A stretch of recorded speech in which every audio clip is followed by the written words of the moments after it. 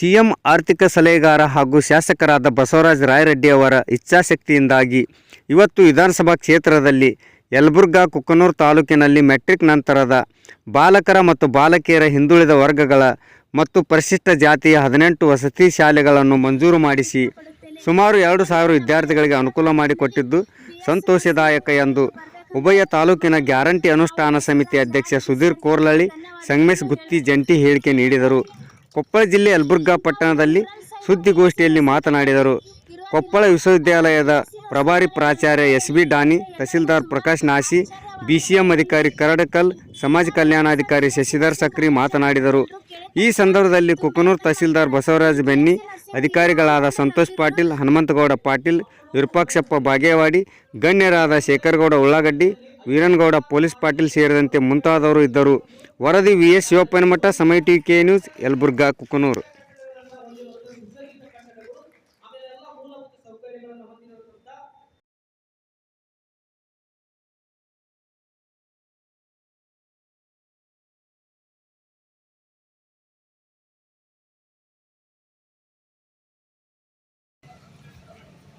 ಕೇವಲ ಶಿಕ್ಷಣ ಸರ್ಕಾರಿ ಶಿಕ್ಷಣ ಸಂಸ್ಥೆಗಳನ್ನು ಪ್ರಾರಂಭ ಮಾಡೋದಷ್ಟೇ ಅಲ್ಲ, ಮಕ್ಕಳಿಗೆ ಯಲಬುರ್ಗಾ ವಿಧಾನಸಭಾ ಕ್ಷೇತ್ರದಲ್ಲಿ LKG PG ವರೆಗೂ ಅಡಚಣೆ ಆಗಬಾರ್ದು.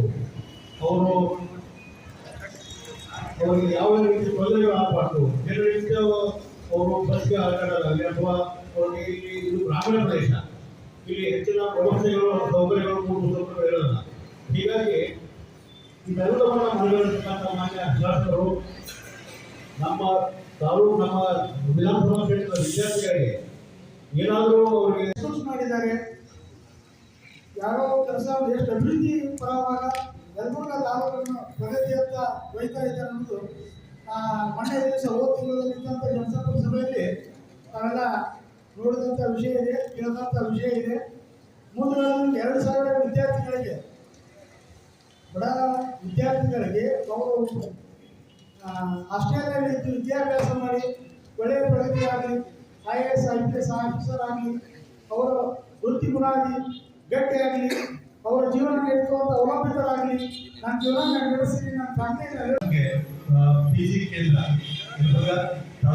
ಸರ್ಕಾರಿ ಕಾಲೇಜ್ ಈ ಎಲ್ಲ ಕಡೆಗೆ ನಮ್ಮ ವಿದ್ಯಾರ್ಥಿಗಳಿಗೆ ಮತ್ತು ವಿದ್ಯಾರ್ಥಿಗಳಿಗೆ ಈ ಸೌಲಭ್ಯವನ್ನು ಒದಗಿಸಿಕೊಟ್ಟು ಉನ್ನತ ಶಿಕ್ಷಣ ಬೆಳೆದುಕೊಳ್ಳೋದಕ್ಕೆ ಮತ್ತು ಆ ವಿದ್ಯಾರ್ಥಿಗಳಿಗೆ ಅನುಕೂಲವನ್ನು ಮಾಡಿಕೊಡುವುದಕ್ಕೆ ನಾವು ಕೂಡ ಬಹಳಷ್ಟು ಅವರಿಗೆ ಅಭಿನಂದನೆಗಳನ್ನು ಸಲ್ಲಿಸ್ತೀವಿ ಮತ್ತು ಸರ್ವ ರೀತಿಯ ಒಂದು ಸಹಕಾರವನ್ನು ನಮ್ಮ ವಿಶ್ವವಿದ್ಯಾಲಯ, ನಮ್ಮ ಸಾಹೇಬರ ಕಾರ್ಯ ಇದೆ, ಆ ಕಾರ್ಯದೊಂದಿಗೆ ನಾವು ಇರ್ತೀವಿ ಮತ್ತು ನಮ್ಮ ಬೆಳವಣಿಗೆಗೆ ತಮ್ಮೆಲ್ಲರ ಒಂದು ಸಹಕಾರ ಮತ್ತು ಸಹಾಯ ಇರಲಿ ಅಂತ ಹೇಳಿ ಈ 4 ದಶಕಗಳಿಂದ ಏನು ಅಭಿವೃದ್ಧಿ ಕಾರ್ಯಗಳಾಗಿದ್ದು ಆ ಕಾರ್ಯಗಳಿಗೆ ಸರಿಸಮಾನವಾಗಿ ಕೇವಲ 2.5 ವರ್ಷಗಳಲ್ಲಿ ಎಲ್ಲ ಕಾರ್ಯಗಳು, ಅಭಿವೃದ್ಧಿ ಕಾರ್ಯಗಳು ಬಹಳ ಸುಗಮವಾಗಿ ನಡೆದುಕೊಂಡ ಬಂದಿದೆ.